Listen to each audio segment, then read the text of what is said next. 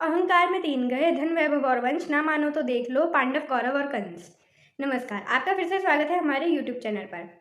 आज हम गीता के पहले अध्याय के 7वें श्लोक पर चर्चा करेंगे, लेकिन उससे पहले चौथे, 5वें और 6वें पर भी एक नज़र मार लेते हैं। चौथे श्लोक में कहा गया है कि इस सेना में भीम तथा अर्जुन के समान युद्ध करने वाले अनेक वीर धनुर्धर हैं तथा महारथी युयुधान, विराट तथा द्रुपद जैसे महारथी भी उपस्थित हैं। 5वें श्लोक में कहा गया है, इनके साथ ही दृष्टिकेतु, चेकितान, काशीराज, पुरोजित, कुंती भोज तथा शैब्य जैसे महान शक्तिशाली योद्धा भी उपस्थित हैं। और 6वें श्लोक में कहा गया है कि पराक्रमी युधामन्यु, अत्यंत शक्तिशाली उत्तमौजा, सुभद्रा का पुत्र तथा द्रौपदी के पुत्र, ये सभी महारथी उपस्थित हैं। अब जो दुर्योधन ने चौथे, 5वें और 6वें श्लोक में जो बात कही है, उसमें उन्होंने पांडवों की सेना का वर्णन किया है।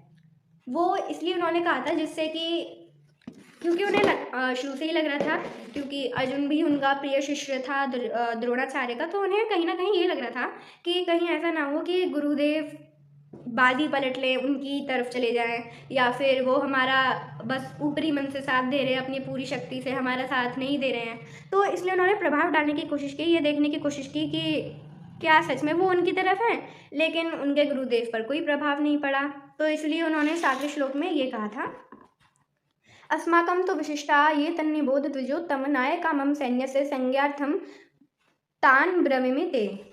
अब चौथे, 5वें, 6वें श्लोक में जो उन्होंने बातें कही, उनसे तो द्रोणाचार्य को कुछ फर्क नहीं पड़ा, कोई खास प्रभाव नहीं पड़ा। तो उन्होंने कहा, किंतु हे ब्राह्मण श्रेष्ठ, आपकी सूचना के लिए मैं अपनी सेना के उन नायकों के विषय में बताना चाहूँगा जो मेरी सेना को संचालित करने में विशेष रूप से निपुण हैं। श्लोक में थोड़ा सा गौर दीजिएगा। पिछले जो भी श्लोक थे, जैसे कि आपने तीसरा श्लोक ही देखा होगा, उसमें उन्होंने कहा था, हे आचार्य, पांडवों की विशाल सेना को देखें जिसे आपके बुद्धिमान शिष्य द्रुपद के पुत्र ने इतनी कौशल से व्यवस्थित किया है, हे आचार्य। 7वें श्लोक में उन्होंने कहा है, किंतु हे ब्राह्मण श्रेष्ठ। अब इसमें कहोगे भाई अंतर क्या है, बात एक ही है, ब्राह्मण नहीं है वो। अंतर इसमें जमीन आसमान का है। पहले तो वो थोड़ा उन पर प्रभाव डालने की कोशिश कर रहे थे, वो उन्हें इनडायरेक्टली अपनी बातों से प्रेशराइज कर रहे थे कि उनके गुरुदेव यानी कि द्रोणाचार्य कुछ उनको प्रॉमिस दें, कुछ उनको ऐसा वादा करें जिससे कि वो इंश्योर हो जाए कि हाँ ये मेरी तरफ है। लेकिन गुरुदेव पर कोई फर्क नहीं पड़ा, तो वो तो भैया आग बबूला हो उठे। तो इसलिए फिर उन्होंने गुस्से में कहा, हे ब्राह्मण श्रेष्ठ। फिर उन्होंने कहा, मैं आपकी सूचना के लिए मैं अपनी सेना के उन नायकों के विषय में बताना चाहूँगा।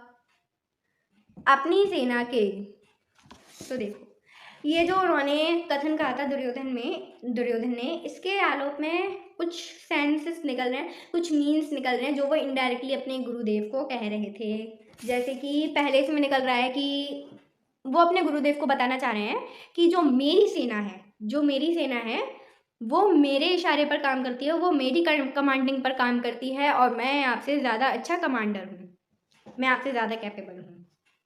अब देखो इसमें उसकी एरोगेंसी भी झलक रही है, क्योंकि भाई उसने गुस्से में अपने गुरु को ही भुला दिया कि ये गुरु नहीं है, ये सिर्फ एक ब्राह्मण है जिससे मैं अभी बात कर रहा हूँ। तो इसमें उनकी एरोगेंसी भी साफ झलक रही है, इनकी पिकॉकरी मतलब वो वाली कहानी तो आप सभी ने सुनी होगी कि एक मोर था, उसे अपने पंखों पर घमंड आ गया था, फिर जब उसने कोयल के गानों की तारीफ सुनी तो उसका घमंड चकनाचूर हो गया। तो उसी कहानी से एक कहावत बनी है पिकॉकरी यानी कि मैं श्रेष्ठ हूँ, मैं सर्वश्रेष्ठ हूँ, सबसे ज़्यादा मैं हूँ। देखो अब कहोगे यार ये तो सेल्फ कॉन्फिडेंस बिल्डअप की टेक्निक भी होती है कि हाँ अपने आप को, तो देखो हाँ मैंने कहा मैं एग्ज़ाम देने जा रही हूँ, मैंने कहा हाँ ये सब्जेक्ट इजी है, मैं कर लूँगी इसे तैयार, या इस एग्ज़ाम को मैं कर लूँगी, या इस एग्ज़ाम में मैं टॉप कर सकती हूँ, या पेपर्स में मैं टॉप कर सकती हूँ। एक तो ये हो गया कि हाँ सेल्फ कॉन्फिडेंस रहना कि हाँ मैं कर सकती हूँ, और एक है नहीं कोई और नहीं कर पाएगा, सब बेवकूफ़ है, सिर्फ मैं ही कर सकती हूँ। तो ये हो गई पिकॉकरी। तो जो पिकॉकरी है, जो मतलब एरोगेंसी और जो self confidence building up tips हैं, उनमें बहुत ही माइनर फ़र्क है, ही का फ़र्क है, ही का, मैं ही कर सकती हूँ या मैं कर सकती हूँ, ठीक है। तो इसमें जो दुर्योधन था उसकी एरोगेंसी साफ झलक रही थी। अब देखो ये सारी बातें एक दूसरे से कनेक्टेड होती है। पिकॉकरी या एरोगेंस इम्पेशेंस को बढ़ावा देती है। इम्पेशेंस नो हार्डवर्क को बढ़ावा देती है, ओवर कॉन्फिडेंस को बढ़ावा देती है, जैसे मैं तो कर लूँगी, हो जाएगा, करने की ज़रूरत ही नहीं है मुझे, मैं कर लूँगी। अब जो ओवर कॉन्फिडेंस होता है वो आपके फेलर को बढ़ावा देता है। ये सारी चीज़ें एक दूसरे पर डिपेंड करती हैं।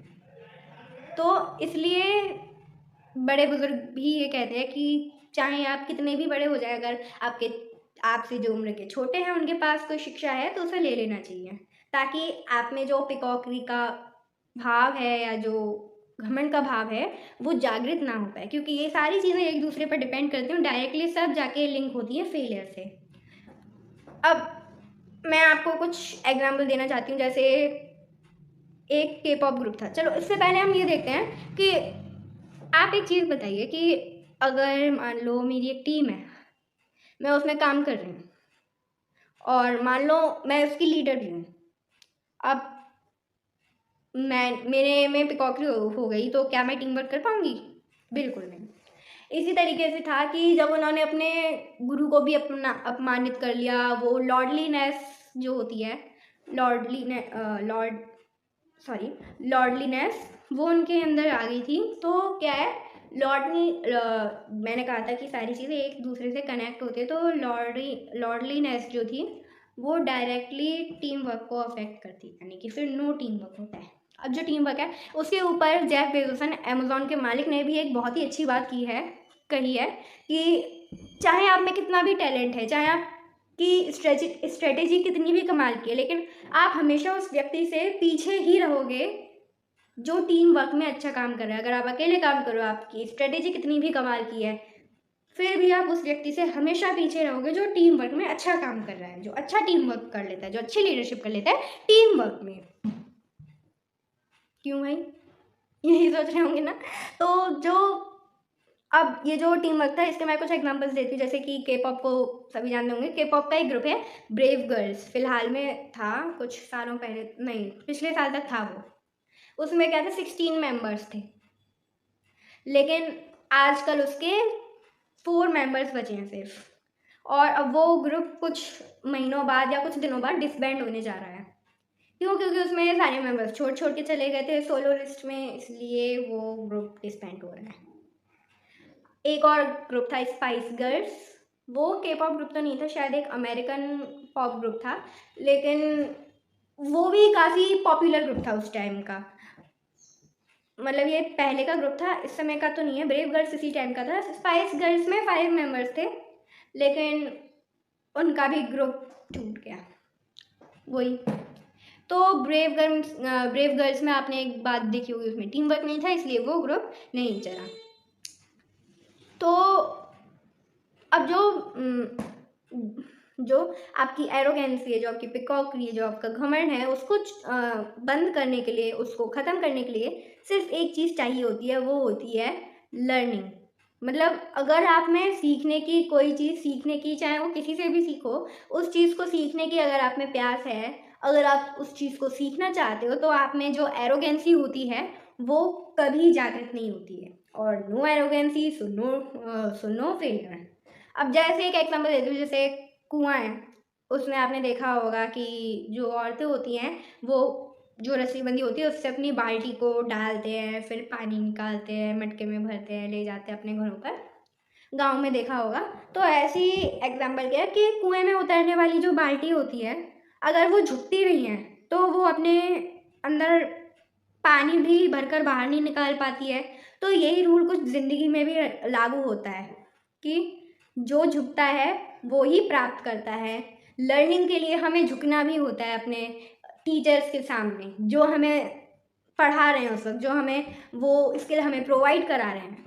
क्योंकि लर्निंग जो है, वो जो लर्निंग होती है, उससे फिर एरोगेंसी कभी जागती नहीं है, कोई फेलियर नहीं होता, और हम दिन ब दिन बहुत इंटेलिजेंट, बहुत स्मार्ट, बहुत ब्रिलियंट बनते जाते हैं।